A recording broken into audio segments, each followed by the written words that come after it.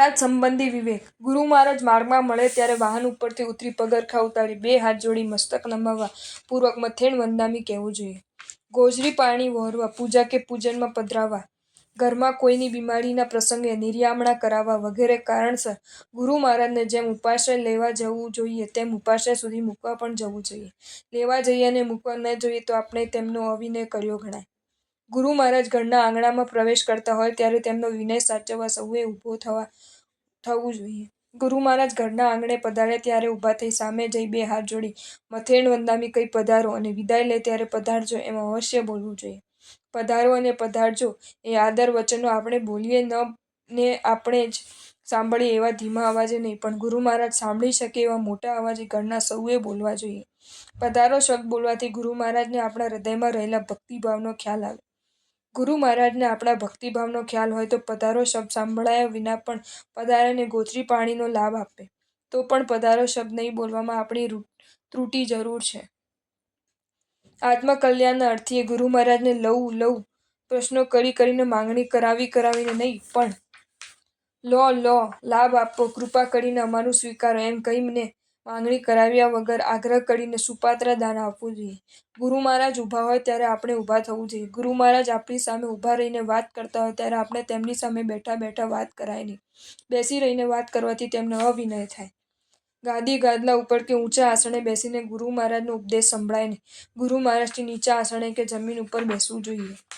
ગુરુ મહારાજની સામે ગાદી ગાદલા ઉપર સુવાય કે બેસાય નહીં.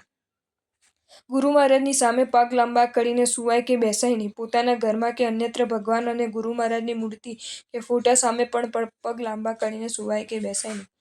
ગુરુ મહારાજનું નામ લખતી વખતે તેમના નામની આગળ પૂજ્ય શબ્દ અવશ્ય લખવો જોઈએ. તેમનું નામ માનવાચક શબ્દો જોડ્યા વિના બોલાય કે લખાય નહીં. ગુરુ મહારાજની કોઈ પણ વસ્તુ તેમને પૂછ્યા વગર લેવાની. રાત્રે ગુરુ વંદન કરાય નહીં.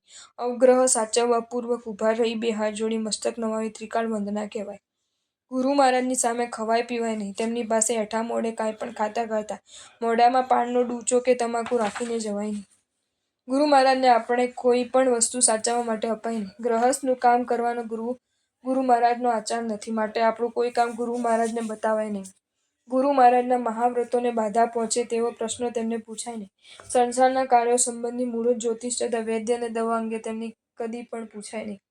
ગુરુ મહારાજ સમક્ષ સ્ત્રી પુરુષ સંબંધી ઉચિત મર્યાદાનું પાલન અવશ્ય કરવું જોઈએ. ગુરુ મહારાજ સમક્ષ પતિ પત્નીને અથવા સ્ત્રી પુરુષે જોડાજોડ બેસાય નહીં. ઉચિત અંતર રાખીને જ બેસવું જોઈએ. વ્યાખ્યાન સાંભળવા ગુરુ મહારાજ સામે સભ્યતાપૂર્વક બેસવું જોઈએ. 2 પગ ઊભા રાખી તેને ફરતા 2 હાથ વીંટાળીને બેસાય નહીં. 1 પગ ઊભો રાખી જમીન ઉપર હાથ ટેકવીને પણ બેસાય નહીં. પગ લાંબા કરીને બેસાય નહીં. ગુરુ મહારાજથી 3 હાથ દૂર બેસવું જોઈએ. ગુરુ મહારાજની દ્રષ્ટિ આપણા ઉપર પડે અને આવનારને વિઘ્ન ન થાય તેમ યોગ્ય રીતે બેસવું જોઈએ. સ્ત્રીઓએ ગુરુ મહારાજ સમક્ષ ઉભાગાડા માથે જવાય નહીં. માથું ઉઘાડું રાખીને ઉપદેશ કે વ્યાખ્યાન સંભળાય નહીં. બાક્સાશેપ નખાવતી વખતે માથું ખોલાય નહીં. તેમજ સાધ્વીજી મહારાજ સમક્ષ પણ ઉઘાડા માથે જવાય નહીં.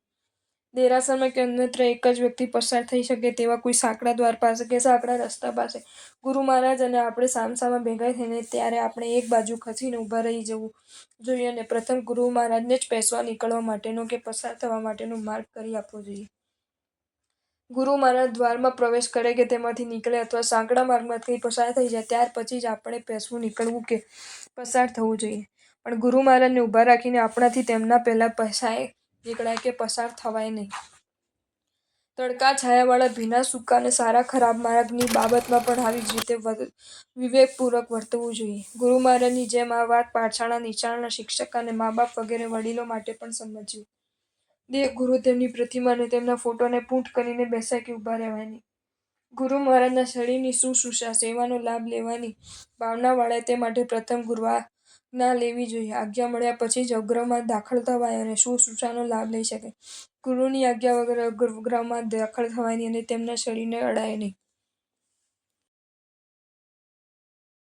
જો તમને આ વિડીયો ગમ્યો હોય તો આ વિડીયોને લાઈક કરો અને મારી ચેનલ જૈન ફેક્ટ્સ એન્ડ સ્ટોરીઝને સબસ્ક્રાઈબ કરો. ધન્યવાદ.